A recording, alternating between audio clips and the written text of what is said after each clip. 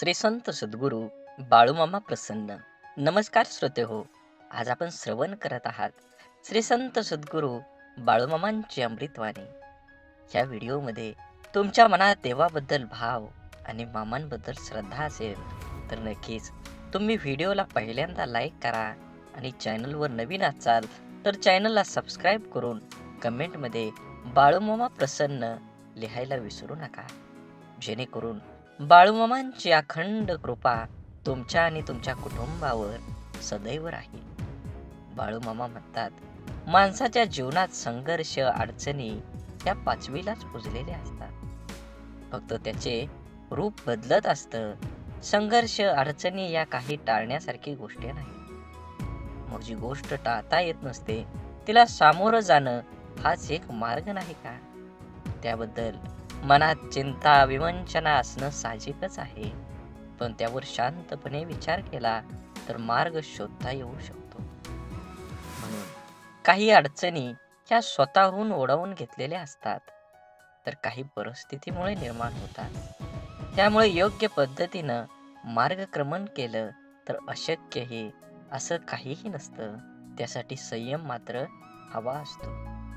असेच बाळूमामांचे संदेश आपल्यापर्यंत पोहोचण्यासाठी पहिल्यांदा व्हिडिओला लाईक करा आणि चॅनलवर नवीन असाल तर चॅनलला सबस्क्राईब करून शेजारील बेल आयकॉन नक्की प्रेस करा, जेणेकरून येणारे असेच बाळूमामांचे संदेश आपल्याला सर्वात अगोदर भेटतील आणि तुमच्यावर आणि तुमच्या अफूट कुटुंबावर बाळूमामांचा आशीर्वाद ही पावसासारखा धोधो पडेल. म्हणून विश्वास ठेवा, नक्की सर्व काही ठीक होईल. अशी कोणतीच गोष्ट नाही, अशी कोणतीच जादूची कांडी नाही ती फिरवली की तुमचं जन्म हे बदलू शकेल किंवा काही चमत्कार घडतील. पण नक्कीच मी सांगतो, तुमचा जर देवावर विश्वास ठेवला आणि विचार जर सकारात्मक ठेवले तर नक्कीच हळूहळू का होईना तुमच्या जीवनामध्ये सर्व काही ठीक होईल.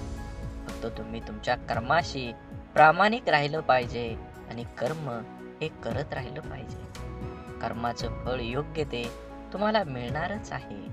ते फक्त तुम्ही संयमानं जेवढं घेता येईल तेवढं तुम्ही त्याचा पाठलाग केला पाहिजे. आणि शेवटी बाळूमामांसारखी दैवी कृपा ही तुमच्यावर अखंड राहणार आहे, हे तुम्ही लक्षात ठेवा. कोणत्याही कामाला जाताना तुम्ही कुठलीही भीती बाळगू नका. तुमचं काम हे पूर्ण झाल्याशिवाय राहणार नाही. फक्त मनात बाळूमामांचं नामस्मरण करत राहा, नामात राहा. अखंड बाळूमामांचा आशीर्वाद तुमच्यावर राहणार आहे. आपल्या परंपरा रूढी अशाच मागच्या पिढीपासून पुढच्या पिढीला येत असतात. त्या सगळ्याच योग्य असतील किंवा सगळ्याच अयोग्य असं होत नसतं. या जगात सगळंच टाकाऊ आणि सगळंच विकाऊ असं काही नसतं. काही दिखावही असतं, पण दृष्टी असली की त्याचा योग्य अर्थ लक्षात येतो. सगळेच प्रवाह काही गढूळ नसतात. काही वाहता वाहता नितळ होत जातात, काही साचून गढूळ होतात. त्यांना निवळण्यासाठी प्रयत्न करावे लागतात. मनावर चढलेली जळमट धुवायला वेळ द्यावा लागतो. सुरुवातीस अपवाद असतात, नंतर तीच रूढी बनते आणि नंतर प्रघात होतो. असं आयुष्यात चालत असतं. आपण काय स्वीकारायचं हे आपल्या हातात असतं. म्हणून प्रत्येक माणसाला ईश्वराने मेंदू दिला आहे, पण त्याचा योग्य वापर करण्यासाठी खरं तर दुसऱ्याबद्दल मत बनवत असताना ते विचारपूर्वक बनवावं. नेहमी टीका करू नका. दुसऱ्यांच्या चुका शोधू नका. स्वतःच्या चांगल्या वाईट गुणांचं स्वतःच परीक्षण करून पहा. इतरांमधील चांगले गुण शोधून त्याचं कौतुक करायला शिका. सतत वाईट शोधायला हवं का? कधीतरी इतरांबद्दल चांगला विचार करायला काय हरकत आहे?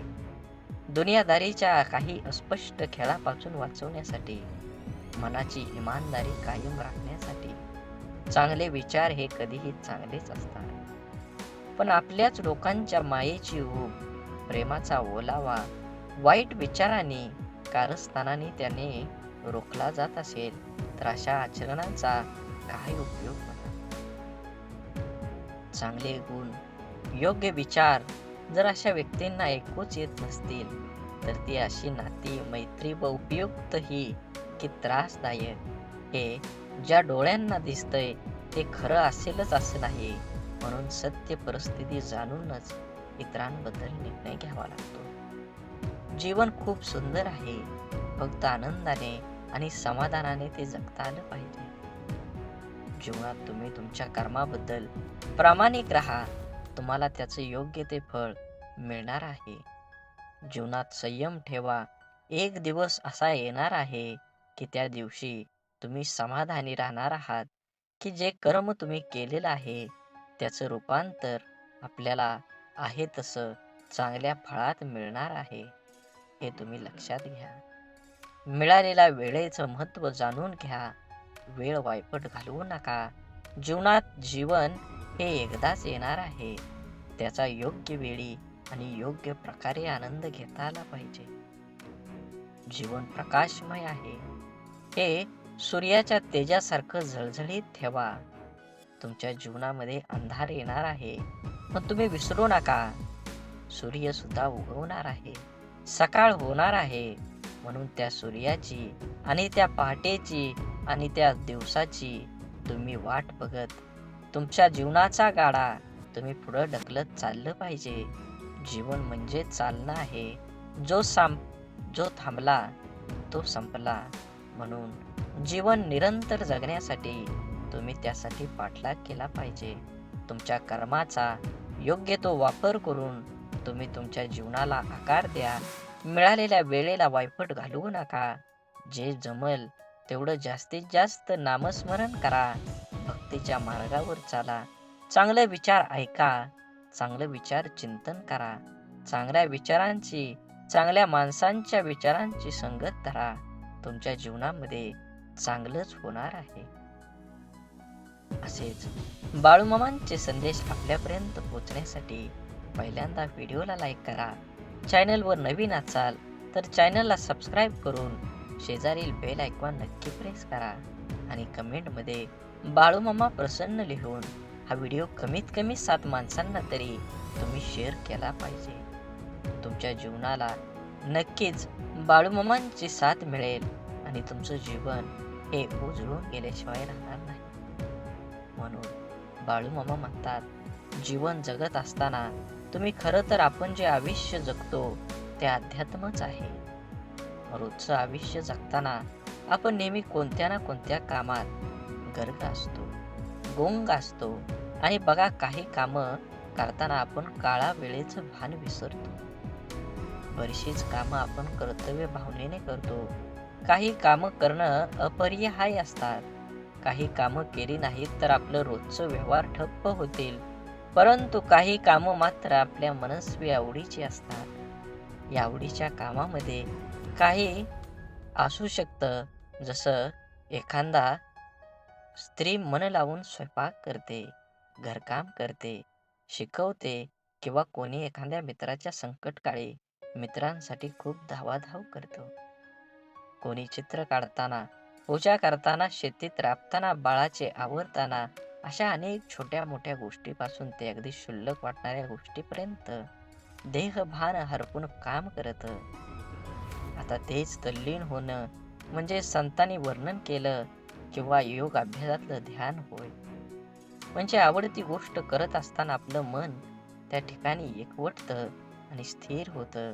एरवी प्रचंड कोलाहल करणारे आपले अस्थिर मन आवडीच्या ठिकाणी मात्र स्थिर होतं, एकाग्र होतं, एकरूप होतं आणि त्या क्षणापुरतं देहभान विसरतं. म्हणजेच त्याच वेळी आपण मनाची स्थिर अवस्था अनुभवत असतो. अनंत विचारांनी इतस्त भटकणारं मन काही काळापुरतं स्थिर होतं आणि त्या स्थिरपणामुळेच मनाची उत्कट आणि आनंदी अवस्था अनुभवता येते. पण आपण सामान्य विचार करणारी साधारण माणसं, त्यामुळे ही अवस्था काही काळच अनुभवता आणि अवस्थेचा प्रसन्न वाटणं, आनंद झाला, खुश वाटलं वगैरे नाव देतो आणि परत थोड्याच वेळात भरकलेल्या विचारांचं बनतो. आपल्या ज्या गोष्टी करताना मनस्वी आनंद मिळतो, समाधान मिळतं, त्या गोष्टी शोधून काढून त्या करायला हव्यात. आपली नोकरी, उद्योग वगैरे पोटापाण्याचे उद्योग करून काही वेळ ध्यानासाठी अवश्य काढायला हवा. त्यामुळे आपल्याला आध्यात्मिक समाधान, सकारात्मकता आणि जीवन जगण्याचा खरा आनंद हा मिळणार आहे. म्हणून तुम्ही जास्तीत जास्त चांगल्या विचाराची जोडा आणि चांगले विचार बघा. असेच आपल्या व्हिडिओसाठी पहिल्यांदा व्हिडिओला लाईक करा आणि मनात मामांबद्दल आणि देवाबद्दल भाव असेल तर नक्कीच चॅनलला सबस्क्राईब करून व्हिडिओला लाईक करा आणि चॅनल जास्तीत जास्त माणसांना शेअर करा. झाडे लावा, झाडे जगवा, माती वाचवा, पाणी वाचवा. धन्यवाद.